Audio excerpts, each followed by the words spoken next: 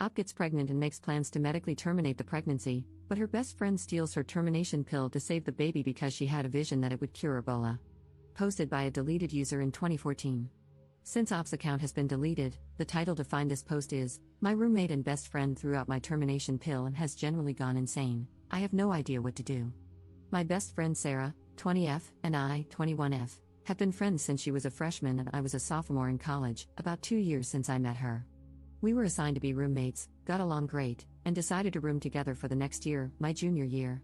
We never had any problems before this and were inseparable. We are even in the same sorority and have the same major, nursing. A few weeks ago, I found out I was pregnant by my boyfriend Harold, 22M. We've been dating for a year and a half, and he's a wonderful man. We discussed what to do and decided that termination was the best choice for both of us. I opted for a medical termination, and since Harold couldn't drive me to the clinic because he had a final, Sarah agreed to go with me. Sarah was originally very supportive and held my hand as I took the first pill in the office. She was in the room when the doctor explained that I should take the second pill after 24 hours and that I would need to do it at home. Harold came over after his final to keep me company and spent the night. After a night of cramping and bleeding, I woke up yesterday morning to find that the second pill was missing from its pack. I had placed the pill on my nightstand so that I wouldn't lose it. The pack was still there, but the pill was gone. Sarah is the only one with access to my room. We have separate rooms but share everything else. I asked Harold if he had touched the pill, and he said no. Why would he, if he doesn't want this child any more than I do? That left Sarah as the only suspect, so I waited until she woke up to ask her about it. That's when she completely lost it. She started screaming at me, calling me a baby killer, and saying that she hoped I would bleed out from the termination.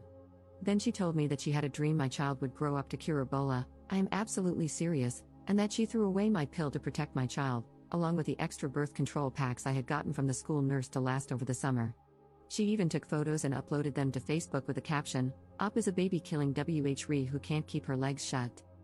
Luckily, all of her friends and our sorority sisters instantly defended me and told her how crazy she was. Reddit, I'm stuck in the same room as her for all of our summer classes, which will last until July.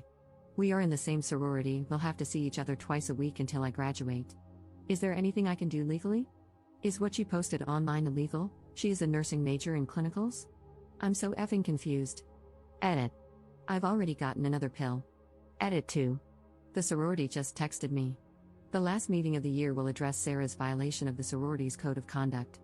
Apparently, this is not the first time it has happened. A majority vote will decide whether she's kicked out or not. Relevant comments. Commenter. Why haven't you reported her to the nursing board yet? Don't think about it, just do it. What if you were her patient? Op's response. I'd probably punch her in the face if I were her patient. The only reason I'm hesitant to report it to the nursing board is that I'm also a nursing student, and there might be significant backlash. Her actions have proven that she is incapable of keeping medical information private and unfit to be a nurse, so I might send it to the state board so that when she applies for her license, she will be denied. Update 2 days later. A lot of people ask me to update what happened, so here it is. The mods originally removed this update due to the 48-hour update rule, but enough people ask me to post this that I will, and then I can finally delete this account. I will try to make this as clear as possible, even though I'm typing it during a work break. Immediately after I posted on Reddit, many of you gave the same advice: report her to the nursing board, residence life, the nursing department at our college, the police, the sorority, and her parents. I decided to report her to all of the above while hiding at the sorority house. Early yesterday morning, Sarah made her Facebook post about me, and by lunchtime, my sorority sisters were texting me like mad. This was not the first time Sarah had shamed another sorority sister for having a termination, and that particular woman, we'll call her Emily, was one of the highest-ranking members. Emily was the one who called the meeting to have Sarah kicked out for breaching the code of conduct, treat all your sisters kindly, support one another, no gossiping, etc. Meanwhile, Residence Life was busy trying to contact Sarah's parents after I showed them her Facebook rants. After the sorority contacted Sarah, she flipped out again on Facebook and started ranting about how she wanted to die. The RA on duty, also one of my good friends, decided to speak to her to see if they could help. At this point, it was clear to everyone that Sarah was not in a good mental state, as she was screaming at the RA through the door crack. Sarah refused to open the door, so the RA escalated the situation, and no one saw Sarah again until the sorority meeting. The sorority meeting. At the meeting, everything seemed okay. Sarah was the last to arrive. She simply took her seat and acted normal. It was eerie to see her gushing over everyone just hours after her outburst. Only about half of the sorority was present, but the president decided to proceed regardless. It took just 2 minutes for us to vote unanimously to kick her out. Emily sat next to me the whole time. To put it mildly, Sarah did not take this well. She turned bright red, spit on the ground in front of Emily and me, and ran out of the room screaming. We called campus police on her as she left. After the meeting, Sarah returned to our dorm room. The Reese Life administrator tried to speak to her, but she refused to answer the door for over 20 minutes. They had to call the police to break it down because she was holding the handle from the inside, preventing them from unlocking it. When the police entered, they found the dorm destroyed. All the furniture had been smashed, or scratched if it was too heavy, the carpets were covered in food from the refrigerator, and she had painted random swear words on the wall in what appeared to be blood, though she had no visible scratches, so who knows where it came from. They found photos of Harold covered in lipstick in her purse, not just kiss marks, but his entire face colored in with lipstick like a crayon. She resisted when the police tried to peacefully convince her to go to the hospital. Sarah was taken in for a psychiatric evaluation and charged. I'm not sure of the exact charges, but I know they included unlawful possession of prescription medication since they found my pills in her purse, with my name on the labels. She is still in the hospital today undergoing evaluation. The hospital. Sarah and I were both interns at the hospital that operates the pregnancy clinic. I reported her to HR for theft, harassment, and privacy violations, along with providing screenshots from Facebook. As of this morning, Sarah did not show up for work, so she was terminated for a no-call, no-show. HR had me in their office for an hour, asking if I wanted to press for a HIPAA investigation. It turns out some of her Facebook rants contained information that could only have been obtained through patient records. I have no idea what specific information it was, as the HR representative discovered it.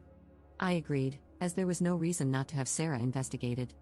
HR also independently notified the nursing board and the nursing department at my college, separate from my reports.